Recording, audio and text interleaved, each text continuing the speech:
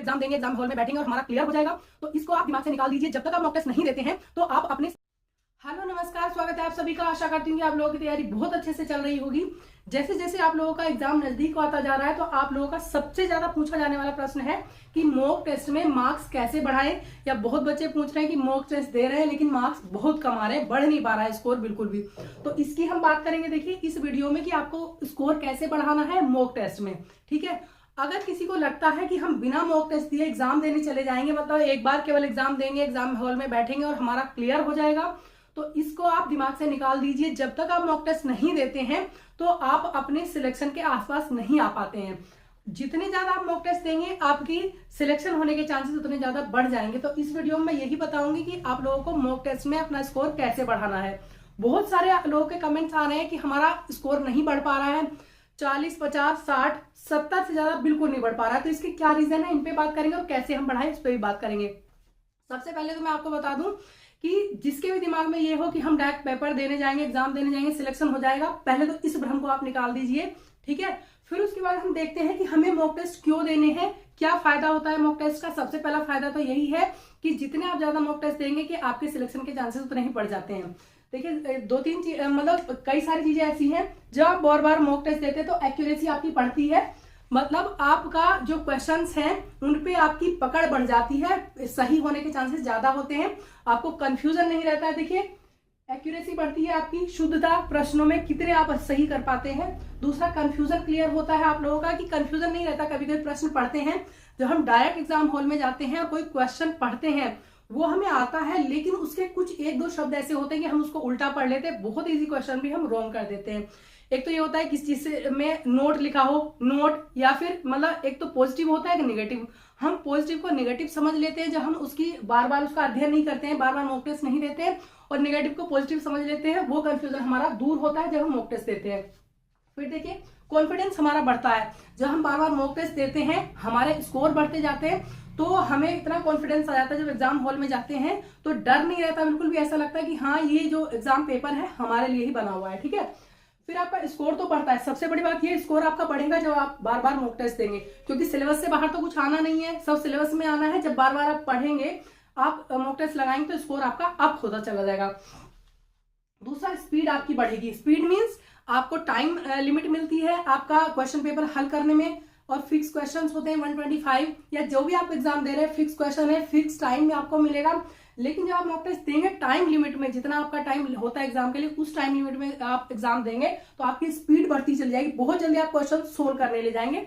तो आप लोगों को ये नहीं लगेगा एग्जाम हॉल में जाकर कि हमारे पास टाइम कम है, क्वेश्चन कैसे पढ़ें। कोई भी आपका सब्जेक्ट है, चाहे आपका मैथ्स है, मैथ्स में क्योंकि आपको कैलकुलेट करना होता है तो थोड़ा सा लेंथी लगता है, लेकिन जब आप रोज प्रैक्टिस करेंगे, मॉक टेस्ट लगाएंगे तो आपकी स्पीड ना कई गुना बढ़ जाएगी। ठीक है, अब चलिए बात करते हैं कि स्कोर क्यों नहीं बढ़ता है। ठीक है, ये तो हो गए फायदे कि आपको मॉक टेस्ट लगा के क्या फायदे मिलते हैं, क्या आपका लाभ होता है। इसलिए आपका नहीं बढ़ता है स्कोर, कुछ लोगों का नहीं बढ़ पा रहा है। आपने आज एक मॉक टेस्ट लगाया, ठीक है, फिर उसके बाद आप 3-4 दिन का गैप कर लेंगे, 3-4 दिन बाद आप मॉक टेस्ट लगाएंगे तो आपका उस स्कोर हो सकता है, अगर उस दिन 40 आ रहा है ना, 60 भी आ रहा है, तो 4-5 दिन बाद आपका स्कोर इससे नीचे ही आएगा, मतलब आपका 50 हो जाएगा, आपका कॉन्फिडेंस डाउन होगा। ठीक है, आपको ये लगता है कि हाँ मॉक टेस्ट चलिए हमें 10 लगाने हैं बस, तो 10 मॉक टेस्ट को हम कम से कम 60 से 70 दिनों में लगा लेंगे, आप लोगों को ये लगता है। ये अपने दिमाग से लगा लीजिए। जैसे आपको कंटिन्यूटी अपनी पढ़ाई में बनानी है, मॉक टेस्ट में भी कंटिन्यूटी बनानी है। डेली आप लोगों को डेली एक मॉक टेस्ट आपको देना ही देना है। ठीक है, प्रैक्टिस सेट कह लीजिए उसको, या मॉक टेस्ट जो भी आपका नाम देंगे, डेली एक लगाना है। अगर आपके पास टाइम है 2 लगा ले तो बहुत अच्छी बात है। अगर आप टाइम का गैप करके, ठीक है, एक दिन लगा लिया, 3, 2, 3, 4, 5 दिन बाद दे रहे हैं, 4 दिन बाद दे रहे हैं, तो आपका स्कोर नहीं बढ़ेगा, घटता चला जाएगा, या फिर वही रहेगा जो आपका है। मॉक टेस्ट में भी, मॉक टेस्ट का भी एक रूल है, जब तक आप डेली नहीं देंगे तब तक आपका स्कोर नहीं बढ़ेगा। ठीक है, त्योहारों का सीजन चल रहा है लेकिन जब तक आपका एग्जाम है सब भूल जाइए। आप ये चाहते हैं कि सारे एंटरटेनमेंट भी हम कर लें, मोबाइल पे रील्स भी पूरे दिन देख ले, सब कुछ देख लो, स्कोर आपका बढ़ता चला जाए, तो बिल्कुल नहीं बढ़ेगा। डेली आपको अपने मॉक टेस्ट लगाने हैं, एक तो लगाना ही लगाना है, अगर एक से ज्यादा लगाना है तो बहुत अच्छी बात है। ठीक है, तो आपका कैसे बढ़ेगा स्कोर, जब डेली आप अपना मॉक टेस्ट देंगे, एक देना ही देना है। अगर कोई बहुत ज्यादा रेयर आपके साथ कोई कंडीशन हो गई है, एक दिन का गैप कभी हो जाए तो वो एक अलग बात है, नहीं तो अगर आपको कोई रियल प्रॉब्लम नहीं है तो आपको डेली मॉक टेस्ट लगाना है, तभी आपका स्कोर बढ़ पाएगा। ठीक है, टाइम लिमिट में लगाना है। और आपको जिस तरह से देखिए 3 तरह के क्वेश्चंस आपके एग्जाम पेपर में आते हैं और उसी तरह के आपके होने चाहिए मॉक टेस्ट में। मॉक टेस्ट का मतलब ये नहीं बहुत ज्यादा टफ आप क्वेश्चन लगा रहे हैं। हर बार कैसा होता है देखिए, या तो आपके इजी क्वेश्चंस आते हैं या फिर मॉडरेट या फिर टफ। टफ जो होते हैं वो सभी के लिए टफ है, आपके लिए टफ है तो दूसरे स्टूडेंट्स के लिए भी है, तो उसमें घबराने की जरूरत नहीं है। आपके इजी क्वेश्चंस होते हैं कम से कम ही मैं बताऊंगी 25 से 30 क्वेश्चन, और 25 से 30 क्वेश्चन इजी वो होते हैं जो कि हर बार रिपीट होते हैं 5 से 6 सालों के। ऐसा नहीं कि आपने 2021 में एग्जाम दिया था और इस बार जो एग्जाम देंगे वही वाले सेम रिपीट होंगे। पिछले 5-6 सालों के क्वेश्चन हूबहू रिपीट होते हैं, तो उनको मैं इजी क्वेश्चन मैं इजीएस्ट भी कह सकती हूँ, लेकिन इजी क्वेश्चन कहूंगी क्योंकि वो रिपीट हुए हूबहू। ठीक है, देखिए आपके ग्रामर में क्वेश्चन रिपीट मुश्किल से होते हैं लेकिन सेम पैटर्न पे आते हैं, डिफरेंस नहीं होता है। बस ये है कि आप लोगों का सेम वर्ड्स नहीं होते, लेकिन लिटरेचर में सेम वर्ड्स वाले क्वेश्चंस आते हैं सॉरी हर 3 से 4-5 सालों तक के क्वेश्चंस रिपीट होते हैं हर बार। ठीक है, आप अगर ये सोचे कि 2021 के सेम क्वेश्चन 25 से 30 आ जाएंगे तो वो नहीं आएंगे। 5 से 6 सालों के क्वेश्चन रिपीट होते हैं, वो आपके इजी क्वेश्चन हो गए, वो गलत नहीं होने चाहिए आप लोगों के बिल्कुल भी।